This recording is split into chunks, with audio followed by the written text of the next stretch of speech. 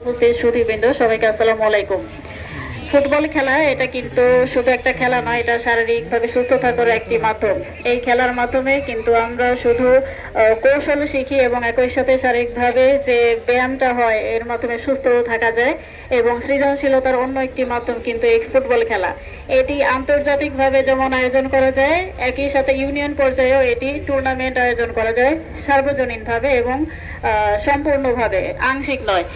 যেহেতু এটা আমাদের গ্রাম বাংলার একটি ঐতিহ্য, তো জাতীয়ভাবে যখন এই খেলাটির আয়োজন হয় তখন আমরা শিক্ষার্থীদের মধ্যে যে বিপুল উৎসাহ অনুপ্রেরণা দেখতে পাই, এটি সত্যি ভীষণ আনন্দদায়ক এবং আমাদের জন্য উৎসাহব্যঞ্জক। কারণ আমাদের পড়াশোনার পাশাপাশি কি করতে হবে, আর সুস্থ থাকতে হবে শারীরিকভাবে এবং মানসিকভাবে। সেটার জন্য পড়াশোনার পাশাপাশি খেলাধুলায় অংশগ্রহণ করতে হবে। আজকে এখানে যে দুইটি টিম অংশগ্রহণ করেছে, তারা পড়াশোনাও করছে এবং সাথে সাথে এই খেলাধুলায় অংশগ্রহণ করে একজন চ্যাম্পিয়ন হচ্ছে, একজন রানার্স আপ হচ্ছে। এর মাধ্যমে কি হচ্ছে, পড়াশোনার পাশাপাশি আমরা সৃজনশীলতার দিকেও এগিয়ে যাচ্ছি।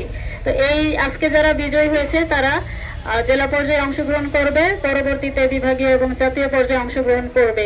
এর মাধ্যমে খেলাধুলায় আসলে কার আগ্রহ আছে এর মাধ্যমে কিন্তু উঠে আসবে। অনেকে খেলাধুলাকেই কিন্তু পেশা হিসেবে বেছে নিতে পারবে এই বাছাইয়ের মাধ্যমে। তো আমরা নিজেরাই অনেক সময় জানি না আসলে আমরা কিসে দক্ষ।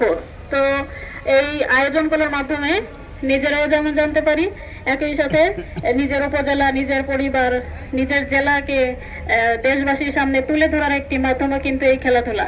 তাই আজকে এই খেলার আয়োজনের সাথে যারা জড়িত ছিলেন এবং সুন্দরভাবে খেলাটি আয়োজন করেছেন তাদের সবাইকে অসংখ্য ধন্যবাদ জানাচ্ছি। যারা